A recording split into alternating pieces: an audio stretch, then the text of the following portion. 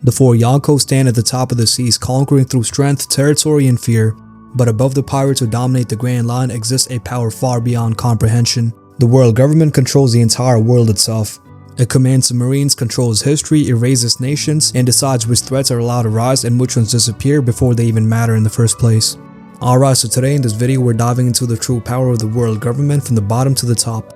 So starting off at the very bottom, we have the Marine soldiers who are basically fighters, but the Marines have over 100,000 of them. So the reason why I consider this to be very important is because just by sheer numbers, they should be able to stall any pirate crew members without hockey or abilities. Then within the soldiers and officers, you've got the lieutenants and then captains like Toshigi, Gorilla, and Kobe. Then a big step up is the vice admirals who can effectively use hockey and compete with fairly strong Yonko commanders like Smoker and Ace. And the most massive power gap comes when you get to the admirals, who are the strongest force in the entire navy.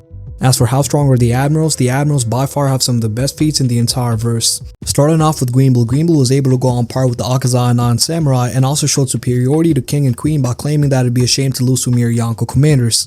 Green Bull also has one of the best regen in the entire verse with the ability to drain nutrients out of his opponents while terraforming the island he's on.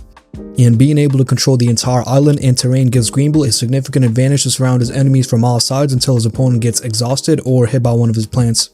As for Fujitora, we haven't seen much from Fujitora, but the ability to control gravity is one of the most overpowered abilities. A great example is Fujitora when he lifted the entirety of Dressrosa and summoned meteors from outer space, indicating great observation hockey as well. Another cool ability that gravity grants you is that you can increase the weight of the sword, causing more damage. And I do believe with the Yakuza Kazan and his swordsmanship, Fujitora should be able to stall and even clash blades with Mihawk or Shanks. Obviously Kuzan, Shanks, Mihawk, and Akainu are definitely stronger, but I think Fujitora can put up a close fight. Anyway, so the third admiral is Admiral Kizaru, who can move and attack at the speed of light. Moving on to Kizaru's biggest feat so far, it was clashing against Gear 5 Luffy and one-shotting Gear 4 Snake Man Luffy.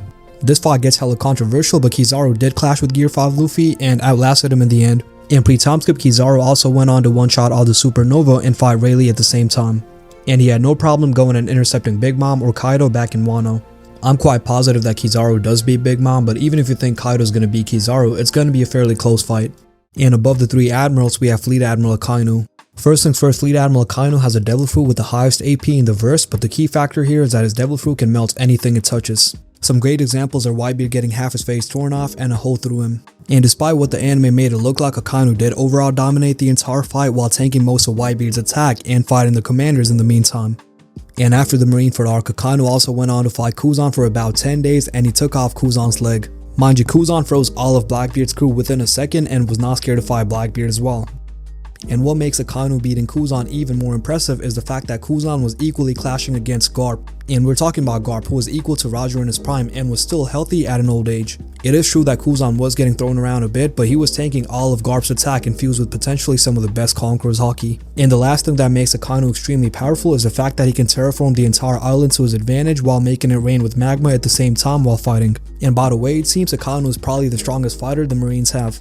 Alright, so above the Fleet Admiral position where Akainu currently stands, we have the Commander-in-Chief Kong. So Kong more than likely possesses a Devil Fruit that's related to being a gorilla or a King Kong. At least as of right now, we haven't seen much from Kong, but he was a former Fleet Admiral before Sengoku the Golden Buddha and climbed his way up to the highest rank in the Navy. But to make a good guess, I'm gonna say he is very close to the Admirals and Yonkos. Anyway, so moving away from the Navy, we've got the Holy Knights. So as of right now, we do not know much about the Holy Knights, but the strongest Holy Knight is definitely Shamrock, who seems relative to his brother Shanks. And as for Shamrock's feats, we have seen Shamrock using a weapon that's infused with a Devil Fruit called the Cerberus, which animates into a three-headed beast. And considering he's Garling's son, Dragon's enemy, and Shanks' brother, it is super likely that he does possess Conqueror's hockey. And talking about the Holy Knights, the strongest commander is likely Gunko. So Gunko ate the Arrow Fruit, a Parameciatol fruit that grants her the ability to control and manipulate arrows. And in the Elbaf arc, she was also able to handle the Straw Hats very well and dodge one of Scopper Gaban's attack, which is a very impressive speed feat. And the next one is Saint Somers, who got completely decimated by Scopper Gaban. But yeah, Saint Somers does have the Thorn fruit, allowing him to create, control, and make invisible thorns to bind targets. And in the next few chapters, it's very likely that Sanji will be fighting Saint Somers and potentially find a way to beat him. Okay, so moving on to the third Holy Knight commander, we've got Quillenham. So Quillenham ate the Ryo model Kirin, a mythical Zoantal fruit that grants him the ability to transform into a one-horn long-necked Quillen. As for what this fruit does, we do not have much ideas on it, but there is a good chance it is kind of related to dreams or something. I mean, there we go, it says he can induce sleep, turn dreams into reality, and materialize nightmares. Aside from that, Karasu, Sabo, and the rest of the Revolutionary Army are also probably going to beat the Holy Knights. Okay, so now let's move on to the second highest rank in the entire world government, which belongs to the 5 Gorosei or the Elders. So more than likely the 5 Gorosei are not equal, as Imu took down Saturn, indicating that he may have not been as useful as the rest of the Gorosei, although it could have just been Imu crashing out.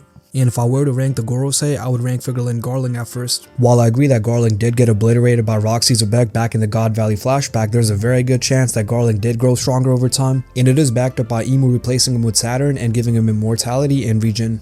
And he should be a master in terms of Conqueror's Haki, as he's the father of Shanks and Shamrock. Okay, so moving on to the second strongest Gorosei, we have Top Man Warcury. The reason for Top Man Warcury being placed second is because Warcury's Conqueror's Haki is one of the best Conqueror's Haki we've ever seen in the entire verse, and it shook the entire island. And then we had Luffy, who tried using Red Rock on Warcury and he hurt himself instead. Mind you, Red Rock was enough to knock down Kaido for a bit. And yeah, I am aware that Warcury is not completely invincible, as Dory and Bragi were able to send him flying. Anyway, so the third strongest Gorosei is Noshuro or Ethan Baron. So Noshuro wields one of the 12 Supreme Great Swords and also possesses Conqueror's Haki with the ability to transform into the Bakotsu. So unlike the rest of the Gorosei, I do consider Noshuro to be slightly different because of his attacking power, speed, and agility. Back in the Egghead Island arc, he was able to speed blitz through all the Pacifista and cut through an entire island while keeping up with Zoro. Okay, so moving on to the fourth and the fifth Gorosei, we have Jupiter and Marcus Mars. And talking about Saint Shepherd Jupiter, Jupiter can transform into a sandworm and also pull people in like a vacuum cleaner. And his biggest feat so far was pulling in Luffy until he got one-shotted by Dory and Bragi. But based on what we've seen so far, Jupiter does not seem to be as fast or physically strong as the rest of the Gorosei. And moving on to Saint Marcus Mars, he does seem to be more impressive because of the fact that he can fly. I know that we haven't seen much from Saint Marcus Mars, but he did break past the Egghead barrier and also damaged Luffy a bit. And Jinbei did seem very impressed by Mars's Conqueror's Haki, and he has seen Conqueror's Haki from top level characters like Big Mom and Shanks. Okay, so now let's finally move on to the strongest person alive in the verse and the king of the world. So at number 1 we have Imu. Starting off with Imu's biggest feat so far, it was tanking an attack from Roger, Kaido, Big Mom, Garp, and Roxy Zebek at the same time. And then Imu also went on to use Domi Reversal on Roxy Zebek, King Harold, and Dory and Bragi, who are extremely powerful. Plus, one thing a lot of people tend to ignore is that Imu can fuse with any Gorosei, as we saw him merge with Saturn back in the God Valley flashback. And at last, Imu also holds the highest authority over the 7 Seraphim and the Cypher Pole. A great example of the Seraphim's strength is that S-Hawk was strong enough to press Blackbeard for a bit and also clash swords with Zoro. And talking about the Cypher Pole, Rob Lucci was strong enough to hold down Zoro for a few chapters until Zoro one-shotted him. And by the way it seems right now, Rob Lucci does beat every member of the Straw Hats except for Zoro, Sanji, and Luffy.